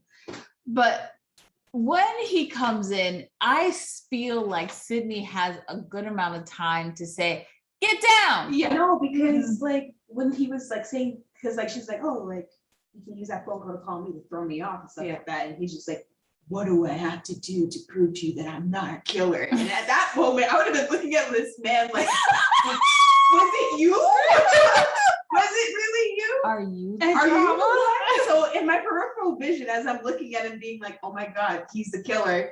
And then I see him creeping up from behind Stu being like, oh yeah, it's time to kill him. I probably would have seen him too, because I was looking at him like, oh, he really did do it. Or like, I'm so confused because this is like crazy bitch here, but then there's like killer behind him. I don't know what the fuck's going on right now. Yeah. So after he stabs Billy, he cleans the knife. Because you don't want to cross-contaminate. Oh, now DNA. we care about germs. Okay. Yes. Now it's important. Yeah, now we care. So Sydney takes off running. There are so many hallways, stairs, and doors in this house. Yeah. I would have probably fucking gotten lost. Yeah. Yeah. There are two doors that led out to like the hallway. So Yes. there's a bedroom with two doors that lead out to a hallway. And I'm like, wait a minute. And then she's in an attic. What was that room? The bullshit room. Yeah, there was a lot of shit in there. A She used the surfboard. surfboard to block the door. And then she's screaming out the window as if fucking anybody can hear her. She's hoping that Dewey will be out there. Why maybe. would you trust in that man? You're asking me? I don't know. I did not put this man in the position to be a cop, Danielle. And then I wrote, this is the reason I always need a second way out. I learned it from Sydney. So she's hanging out the window And the killer like grabs her arm and she falls. She gets up, she starts running. She sees Tatum is dead. Terrified. And now we see Randy drunk and yelling at the TV. And we see him telling the person on the TV like to watch out, and literally be watch out. Yeah, and behind him, he's in danger of getting killed himself. But then, yes, Ghostface is now behind Randy as well. Yeah. Sydney's just running and screaming. Kenny pulls her into the van. Yes. And that's when they see It's the delay. Yes. So that's when they see the killer behind Randy, but Kenny's like, there's a 30-second delay. So he's probably, because then he's like, we have to go help him. And Kenny's like, he's probably not even there anymore, or he's already fucking dead. Right. Kenny opens the door and the killer slits his throat. But he almost sacrifices himself to help Sidney. Yeah. Which Yeah. I don't Yeah, know he why. tried to close the door after he got his neck slit. Yeah. I'm just gonna close. As if that could, like, there's major arteries in there. He's not having the energy to do that. Yeah. So Sidney closes the van door. She's stabbed in the shoulder as it's closing. Mhm. She climbs through the van and Yeah. she's trying to get out of like the front. I think she gets out through the front of the van, And then starts just piecing out. running again. Yeah. So she runs out. And I think And then we see Dewey and his flashlight and Gail in her heels running. Right. Yes. She's just like just running. Those heels, that little trench coat she was wearing. Dewey goes inside and is pointing his gun all over the goddamn place. all over. And at the same time, Gail goes to the van and this is Kenny, I need the cellular. There's blood. on the side rails of the van. So Yeah. she's like, Oh shit. shit's gone down. She gets in the driver's seat, starts taking off. It rains blood onto the windshield. And she's in such a panic. Before she starts taking off, she's like, she grabbed the phone to type 911. Yeah. She turns over to see Randy being like, hey. In the face with the phone. Oh, Randy. And she's She's like, driving "I'm out." erratically Yes. because each time she's driving, there's something else happening. Then that's when the blood starts to, so she's using the windshield wipers, and then she almost gets in an accident at first, and then I think she slams on the brakes, yeah. and then the person comes off the roof, and she Yeah. really loses her She's shit. like, get the fuck out of my windshield. Like, oh. I get frustrated with her because she like all driving skill is just completely fucking gone. She crashed into the tree for no goddamn reason. The Sydney was in only- the way. Sydney was in the middle of the road and she had to. I might have hit Sidney. There was nothing between me and my mission to get the fuck out of Dodge. God. Sidney would not have made it. I would have hit that bitch. So then we see Sydney running and screaming some more, and she gets to the front door again as Dewey's walking out, Yeah. and Dewey's knees buckle because he's got a knife to the back. He's like, Sydney. And he just collapses. You brought a gun to a knife fight and still lost. Still lost. Oh Jesus my God. Christ. So then the killer comes out, is like, bitch, I believe you have my property. Grabs the knife out of Stewie's back, taking off after Sydney. Which tells me the killers did not really plan accordingly because they only carry one weapon. Yeah. Yeah. Idiot. This is when Sydney gets into the squad car Right. and is trying to get away, realizes the keys aren't in there, and the killer's like, excuse me, ma'am, I got the keys. Were you looking for these? And the part where he pulls the trunk open, Well, So I'm like, stealth. I was yelling at the TV at this point when we were watching, and I was like, you don't feel that draft, Sydney? You don't feel that draft? I was so mad. I mean, but she fights. and gets away. Yeah, she got under. She wouldn't have to fight as much if she just think. Jesus. I'm sure it was like the adrenaline. Sidney runs back in the house. She has a gun.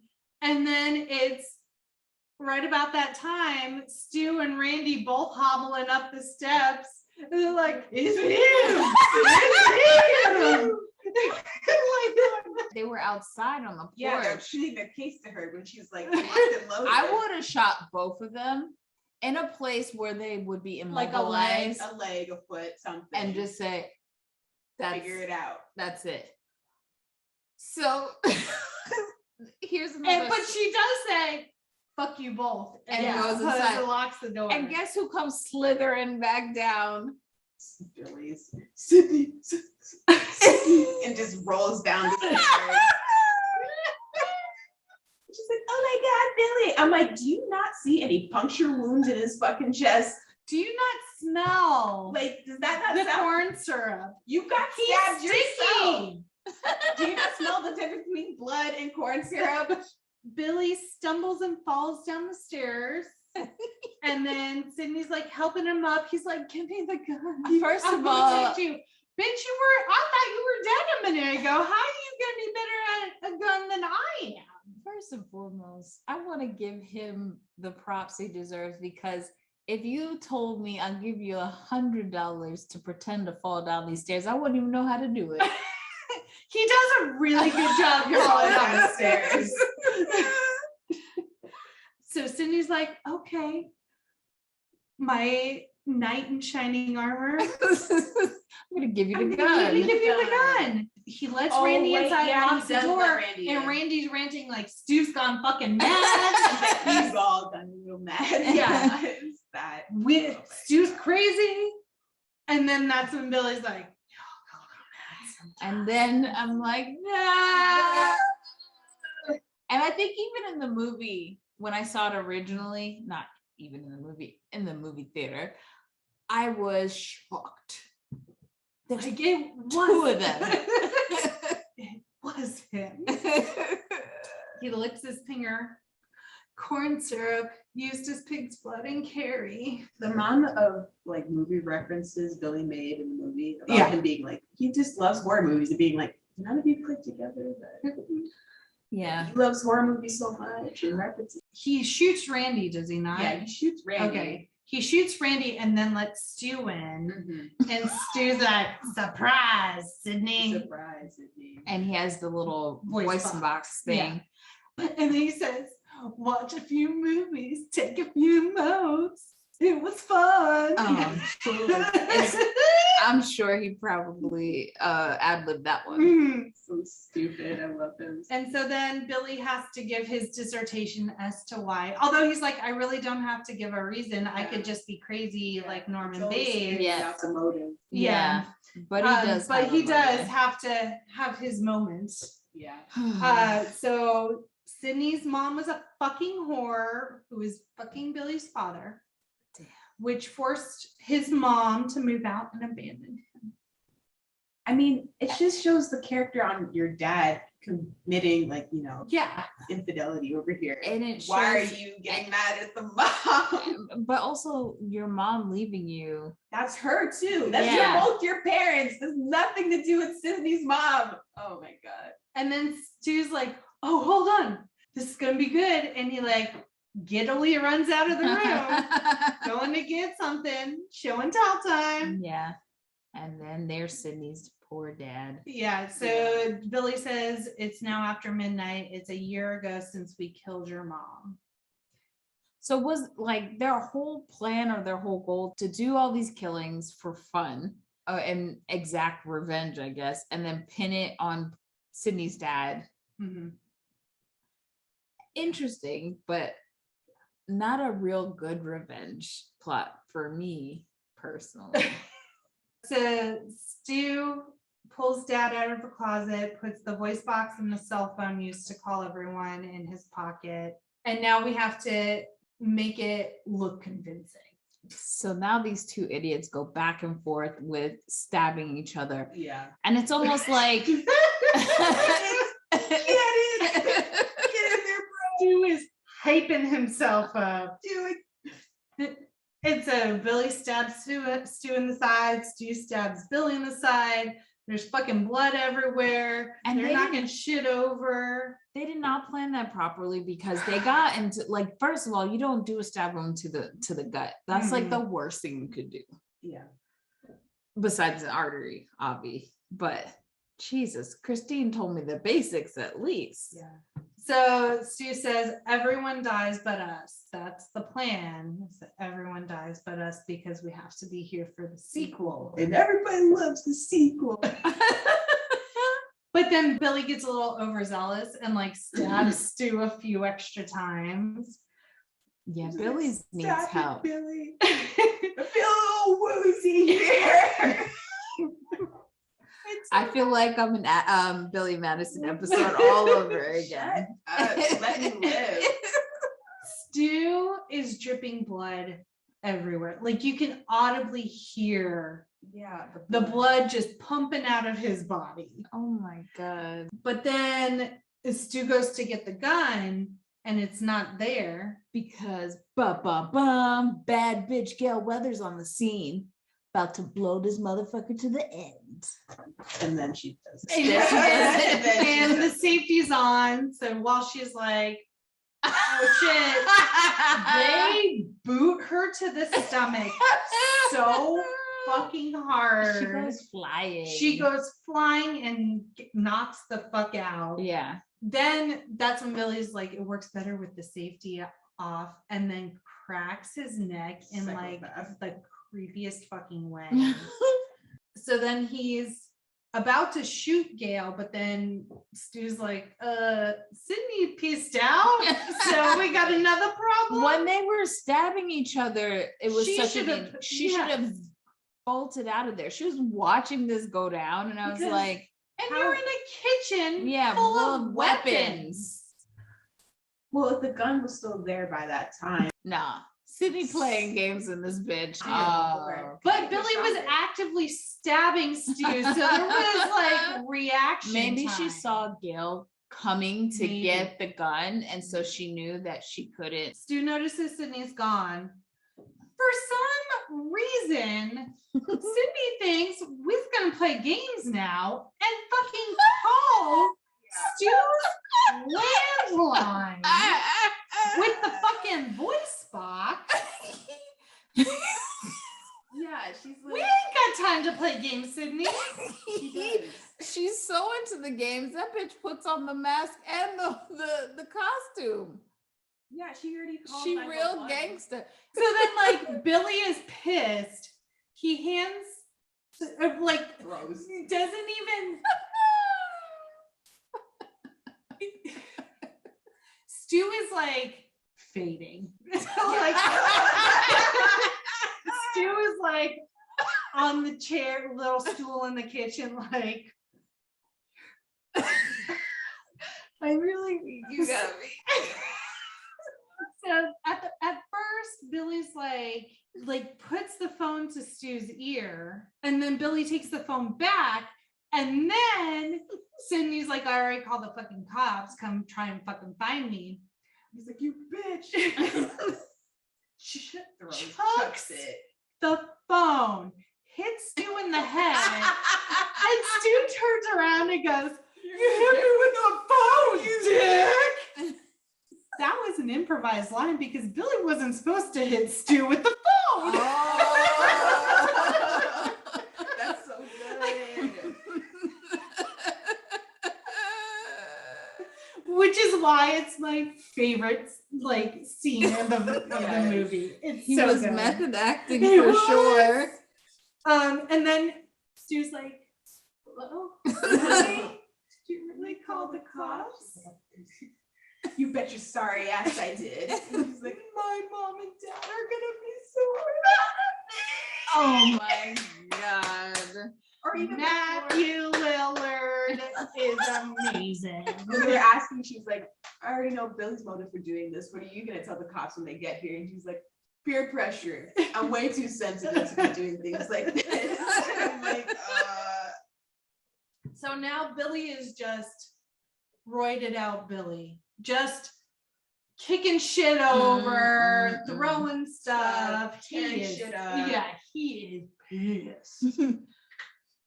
Now Sydney decides she is dressed as Ghostface. Yeah. And she has an umbrella, and that's her weapon of choice. Yeah. But she gets him. Yeah. Wherever his stab wound was Yeah. previously, she gets right into the hole of it. Mm-hmm. And she stabs him quite a few times with that umbrella. But then Stu gets a second wind.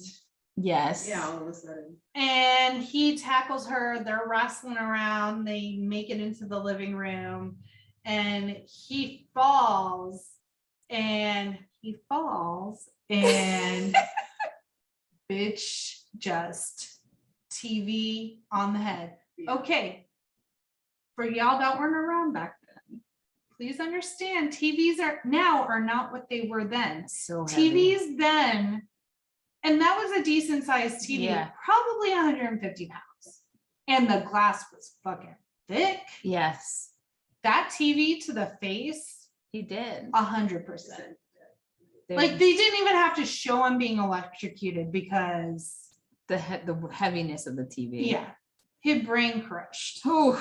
So after she smashes Stu's head in with the TV and everything, she goes to check out Billy, still on the floor, passed out.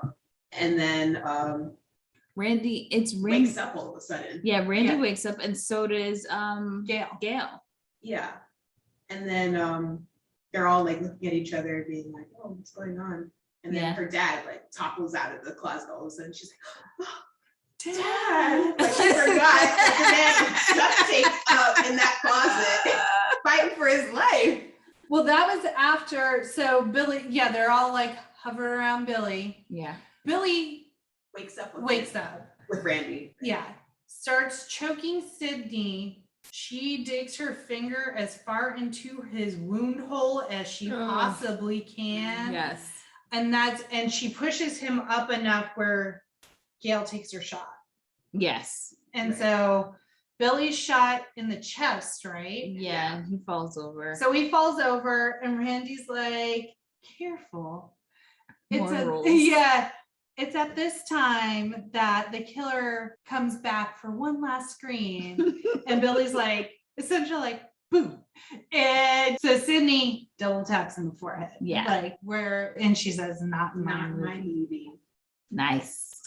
And then Dad comes crashing out of the closet, and she's like, fuck, I forgot about you. Oh my God, Dad. Sydney. Did they feed him? Like, he was abducted for like a day or two, right? Yeah, at least a couple 24 hours. days. Yeah. Did they feed him? What did they do I with don't him? know. Poor Dad. The fact he couldn't take them makes me upset. So then we see it starts panning out of Stu's house. Yeah. Dewey's being loaded into an ambulance. Gail's got work to do. Yeah. So she found a new camera guy somehow. I say at some point, as soon as she got a phone, she called the station and said, "I need a new camera guy and team. I'm here, got a story, let's go." And they don't mess with Gail because she knows that bitch gets a story. Right. So they found local camera people to get there quick, because we don't know how much time lapsed. The sun's rising. Yeah, so it's probably been a while before the cops come out, the ambulance, everything. Yeah. It's panning out. Right. Gail's doing her news report. The ambulance is taking off, and that is Scream. That is Scream. For me personally, I was super scared because, well, not scared, but I was worried after that movie, not knowing we're going to get a second one, that we don't know if Dewey lives or not. Mm-hmm. So that made me sad. So when I saw the second movie, I was very happy with his, by then he gets his own theme music. Yeah. And you see him and you're like, my boy, it's back. It's back. More non-policing skills. So what do you mean, like, when he's back? Like, I didn't know. The most useless person. But I still loved him. She loved the way he ate that ice cream awkwardly. Yes. Yeah. He's so stupid. Like, he's just like sitting there with his boss eating an ice cream cone, being like, "We gotta get this guy." Like, you gotta find this murderer, guys. With ice cream cone. He's so do a whole like character study on just the Dewey. wonder that is Dewey. Dewey. It would just be like me with the cop hat and like a little ratty mustache. Other interesting tidbits that we did not cover, the original title of the film was Scary Movie, but it was changed to Scream. And so then when the Wayans brothers Did their movie did is their funny. movie. I think it's interesting to say how much the Weinstein brothers, yes, they too are attached to this movie. This is like one of the 4th or 5th movies we've done. And some of the facts that we pulled up, it just seems that they didn't really have a lot of faith in Wes Craven. Mm-hmm. So they approached other directors, George A. Romero, Sam Raimi, and obviously they went on to have Wes Craven, but he initially passed, but he did sign on to direct when he thought Drew Barrymore was going to be in it and that she was going to be Sidney. Another time that they didn't have the most faith in him was when they saw the Ghostface mask, the killer's mask. Bob Weinstein initially thought that it wasn't scary enough, and he considered replacing Craven just because of this. So Craven and the editor, Patrick Lussier, I hope I said that right, they created a work print out of the dailies of the opening scene so that they could show Weinstein and convinced him to quickly change his mind about, his skills as a director. So the movie was originally given an NC-17 rating by the MPAA for being too gruesome. Despite the fact that Craven initially refused to cut anything, the movie was edited and then resubmitted by the studio 9 times before it was given an R rating. He actually lied to the MPAA originally. He told them that I just think it's crazy that he just was like, I'm gonna do whatever I want. He lied and said to the ratings board to get the opening scene approved. Mm-hmm. He said that he only filmed 1 take of the sequence, so he wasn't able to make any changes. Obviously, complete lie. And the ratings board believed him and improved the scene. So it's funny now when you see horror movies now and how gruesome things have evolved to be. And he was having so much trouble. Yeah.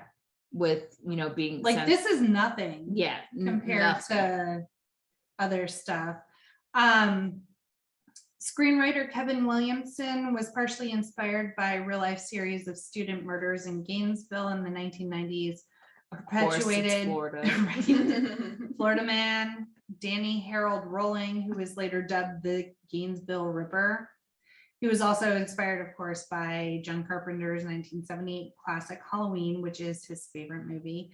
And his script sparked a fierce bidding war in Hollywood between 5 movie studios before he ultimately accepted Dimension's $400,000 offer to buy the screenplay.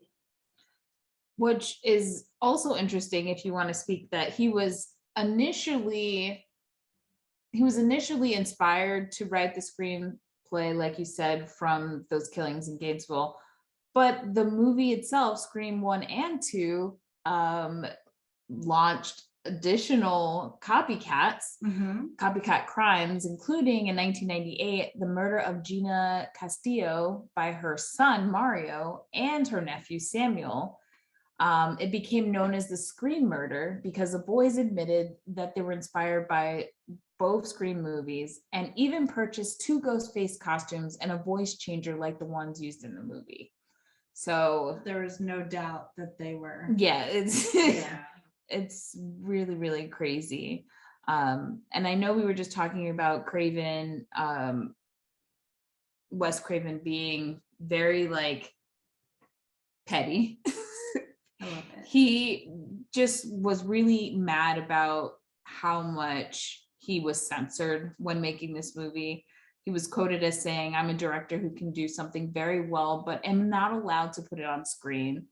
And they ultimately get you, as they did this one, on intensity. They say it's not a specific shot, it's not the blood, it's just too intense, which is insane.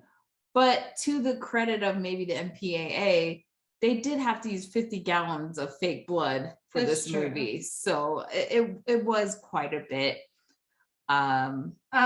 Courtney Cox actually approached Wes Craven about taking the part of Gail Weathers. She lobbied hard for it because she had been playing Monica Geller on Friends, but she was wanting to break out into edgier roles and prove that she could portray characters who weren't always so nice. And she's quoted as saying, "I wrote a letter to Wes. I think I was always known as being so sweet. And I said, I really can be a bitch." There are tons of Halloween references. Loomis is also the name of Michael Myers' psychiatrist.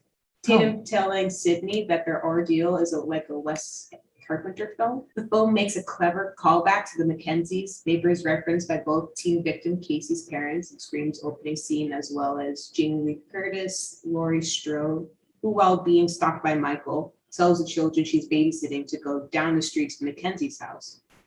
And Randy and the rest of the teams were watching Halloween during Scream's third act house party. Which I think goes to him being petty because he hated the constant comparison. I don't know if he hated it, but I think he's just playing a joke on the fact that he's always compared to John Carpenter. Yeah. Yeah, so he threw those in the movie. And then actresses Janine Garofalo and Brooke Shields were considered for the role of Gail Weathers, and Alicia Witt and Brittany Murphy, as well as Reese Witherspoon, were tapped to take over the role of Sidney Prescott once Drew Barrymore left, but obviously it went to Neve Campbell. Finally, it remains one of the highest grossing slasher movies of all time and made $173 million worldwide.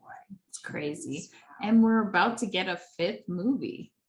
I'm here for it. Yes. Comes out in January. Very interested to see. I will never not watch a Scream movie. No, not at all. Not at all. All right, ladies. So we've done one of our favorites. What are your ratings now for this movie? Syrena, we'll start with you. My ratings now is obviously still the same. Like, I still love this movie. I will watch it 5 million times in one go. Like, it sticks with me. So it's a would buy again. It is a would buy again. Jackie? Same. Oh, jeez. I own it on iTunes. Same. I own it. Would buy it again 100%. Yeah. Before we say goodbye, everybody, we hope you enjoyed our Scream episode as much as we did. We have some shout outs. This is a special episode, obviously, because it's Serena's birthday, but it's also one of our Patreon besties' birthdays. Happy birthday, Shayla. Happy birthday, Shayla. Happy birthday, Shayla. Thanks for supporting us and giving honest feedback. And just being one of our biggest cheerleaders, especially for me when I'm like doubting myself. You've always been an amazing friend. So thank you, thank you, thank you. Thank you. For anybody else who wants to be a Patreon bestie and just be able to get stickers, goodies, be a part of our lives, get exclusive Patreon content, birthday shout outs, and more, then you should hit up our Patreon page. And if you want to follow along and give us feedback to anything that we talk about on the show, you can follow us at No More Late Fees on TikTok, Instagram, Facebook, YouTube, and Twitter. Or you can give us a call, leave a message on our Anchor page or our Google Voice number. Yes, our quick drop number is 909-601-NMLF, 909-601-6653. Leave feedback, talk about what you liked or disliked. If you want to give movie suggestions, share your Blockbuster or video store experience stories, corrections corner like we got last week. Anything, and you could be featured on the show. And we actually have a quick drop for this week. Hey, what's up, Jackie and Danielle and Heather? This is Nick from California. I just finished listening to your Billy Madison episode, and I just couldn't help just ping-ponging back and forth between the sisters and Danielle going like, oh my gosh, like this movie is infinitely quotable and hilarious, but then also this movie is not funny even a little bit at all. And it was just making my head spin.